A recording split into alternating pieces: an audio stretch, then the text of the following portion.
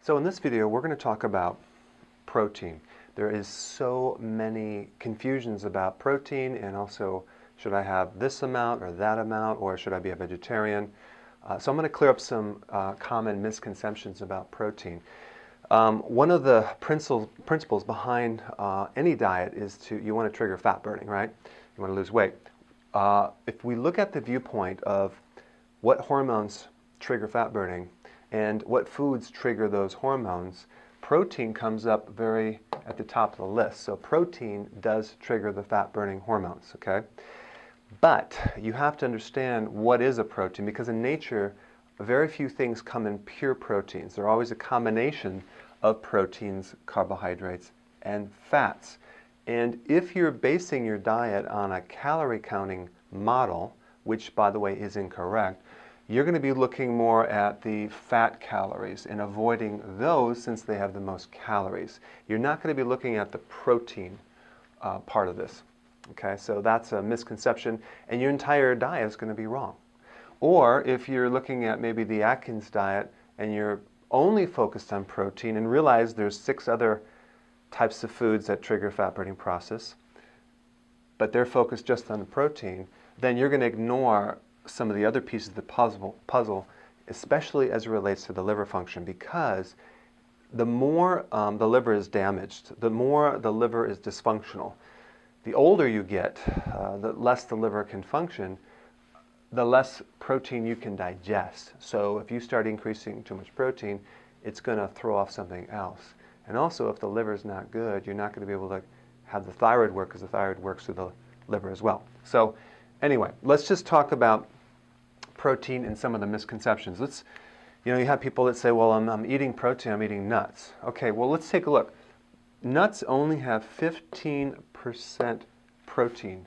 That's not a lot. So you're not going to be triggering a lot of fat burning with nuts. And then it has 13% carbohydrates, so that's fairly low. And those carbohydrates aren't necessarily high sugar carbohydrates. They don't turn into sugar very fast unless you have maybe cashews. But for the most part, they don't turn into sugar very fast. But they are high in fat. But now, when we're looking at the triggering the fat burning process, fat is neutral. So in other words, we don't necessarily have to worry about fats if you want to burn fat through the hormone system. But we do have to worry about fats in relationship to what it does to the liver. So too much fat can irritate and clog up the liver, and that's why a lot of times when you eat nuts high in fat, it irritates the gallbladder. So the way we counter that is we increase the greens, the vegetables, to keep the liver healthy. So as long as you're having enough greens in the diet, about 6 to 7 cups a day, you can pretty much get away with fat, and that includes even bacon and things like that. So that's how we counter it. But if you are only eating fat and protein, that can aggravate the liver. So what we want to do is we want to keep the carbs relatively on the low side, but I'm not talking about all carbs. I'm talking about the ones that turn into sugar fast. So even though vegetables are almost all carbohydrate, they're very high in fiber and they're very low in sugar, and they don't turn into fat. They're insoluble fibers, so they don't really turn into sugar. On the other hand, grains are very high in carbs, but they're different than vegetable because they turn into sugar very, very fast. Okay, so we want a food that has a bit higher amounts of protein, a bit low carb, or carbs that don't break it down into sugar very easily. And we really don't care about the fats because we're going to keep our vegetable content very high to flush things out of the liver. All right? So this whole conception of high calorie, high fat, turning into fat, just take that and just put it over here, because that really doesn't affect insulin, which is the thing that really makes you get fat. So, and I know people it's in their mind, they're like, oh my gosh, I have to avoid all fat. Well, how does that work for you? Does it work? I mean, try it. You cut your fats out, it never really turns into weight loss. It's the carbs, okay? So we also have another factor here called nutrients, because what we want to do is we want something high in nutrients. So let's just take oatmeal, for example.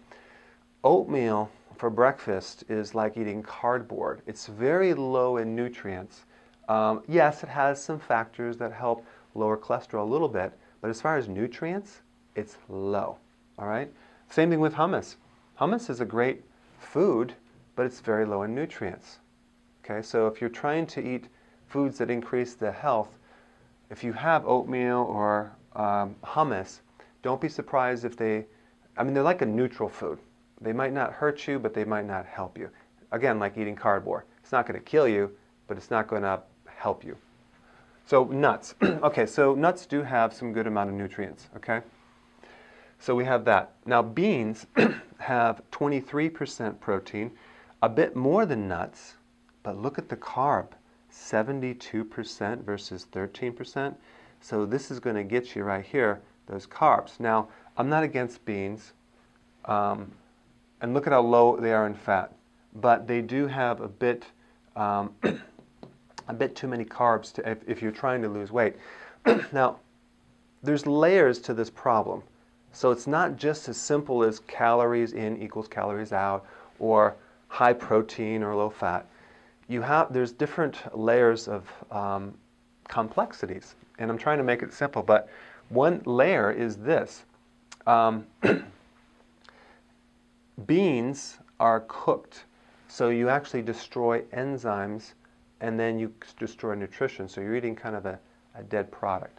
And also, even though they have higher protein than nuts, they're very, very low in fat, and also most vegetarian programs say, or low-fat diets say, oh yeah, beans are great because they're such low in fat and low in calorie, and you're just going to burn off these calories. But a lot of these carbohydrates, especially refined beans, well, that'll turn into sugar pretty fast. And black beans, it's not going to help your weight loss.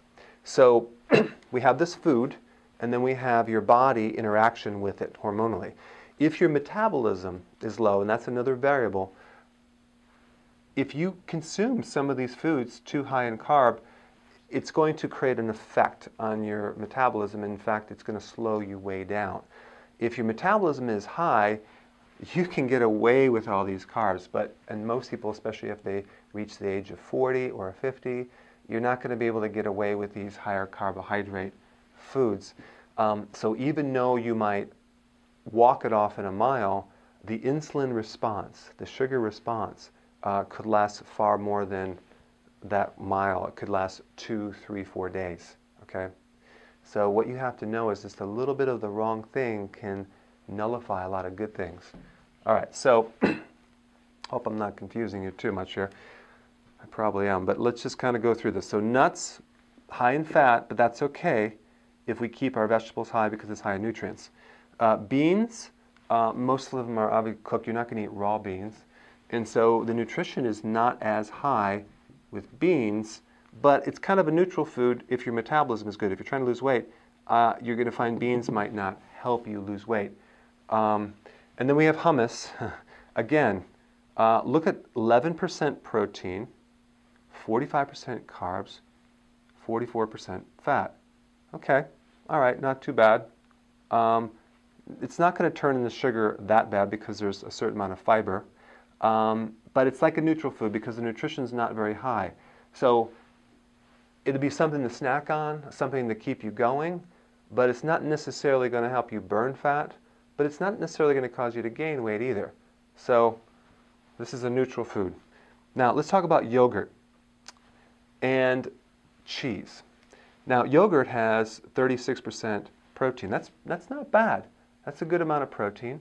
And then also cheese has a little higher protein, but it also, depending on what type of cheese that you consume, because the more aged it is, the higher protein content and the less carbohydrate, because those enzymes or those bacteria in the cheese that make these fermented products like yogurt, kefir, and cheese especially, tend to eat up some of the lactose, the milk sugar in there, reducing the sugar. So now we have all these beneficial bacteria, we got great protein, and we have some fat as well, especially if it's a low-fat cheese. But we're not concerned about the fat because we're adding our vegetables very, very high. So yogurt might help us, but look at it does have 29% sugar. I'm sorry, carbohydrate. So that is a bit high. So if you're trying to lose weight, you may find that yogurt might slow you down a little bit, but it depends on your metabolism. Okay, if your metabolism is slow, you might have to eliminate all these high carb things. Definitely beans, definitely hummus, and definitely yogurt. You could probably get by with cheese though, because cheese is not very high in carb. Okay, but yogurt and kefir is. But nuts would be okay because look at how low that would be, 13%. Now let's get into the grains. Grains have 15% protein. That is like very, very low. And look at how much carb. It's 75% carb. But the catch-22 with this carb, this is not like vegetable. This is like turning in the sugar very, very fast. So grains are very, very bad for weight loss, yet look at how low they are in fats. So all these low-fat diet so-called gurus will say it's okay to consume grains because it's such a low in fat and have complex carbohydrates and have whole grain, not refined grain or white bread. Well, it doesn't matter. Whole grain still turns in the sugar faster than sugar. Some of these sugars affect your blood sugars. And there's a great book that you can, Wheat Belly, that talks about how whole grain is very, very bad advice. So when you're consuming a diet, a balanced diet, the food pyramid diet, and you have a fat situation, a stubborn belly fat or whatever, you can't do a balanced diet. You can't do those little protein bars that have, balanced proteins, carbohydrates, and fats. Why? Because your body's out of balance. So you really have to force your body to burn fat by reducing these carbs as far down to zero as possible. Okay, especially the ones that turn into sugar. So grains will just block any chance of losing weight, and that also includes some fruit as well. So we want to keep fruit down as well. So we have grains and we have low fat, but it's so funny how people say, well, you can have all these great foods, but just add grains. Well, that's enough to block any chance of losing weight. And plus, there's very low amounts of nutrition in grains. Now, yogurt, there's some great calcium, so that's a little bit higher. Okay, but grains are low, grains are out. Okay, fish, look at this, 93% protein. Oh my goodness, that is a very good fat burner. And look at how many carbohydrates, 0. Huge ability to burn fat. But again, the principle, there's layers of complexity. You have also too much protein. So you wouldn't want to necessarily live on protein or have like 12 ounces per meal because that can also bog down the liver. All the fat-burning hormones that come through the body go through the liver. So we need to keep that liver opened up and healthy. And then if we're burning fat, we better consume a lot of vegetables because if you don't, all the fat that you are burning ends up in the liver and it gets stuck in the liver and you end up with a fatty liver. That's why a lot of the Atkins diet people or the high-protein diet people end up with a fatty liver. And that's why their breath is kind of toxic. And so we want to understand the whole picture.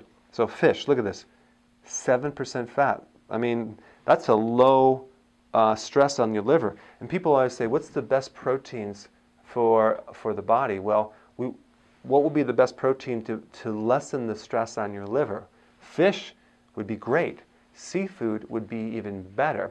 So those are very low liver stress proteins. Now, animal protein, 59% protein. That's pretty high. But look at 0% carb. So animal protein will also help you burn fat, but look at how much higher it is in fat. So again, if you're going to do animal protein, you better enhance the vegetables to clean out that fat. But you know what you could probably get away with if you were to consume just fish, because this is low in protein, fat, you pretty much can get away with eating mostly fish if there's small amounts of fish through the day, because it's not going to put stress on your liver or your pancreas. It'll put you in some hardcore fat burning. And then there's different types of fish too, like halibut is higher in fat.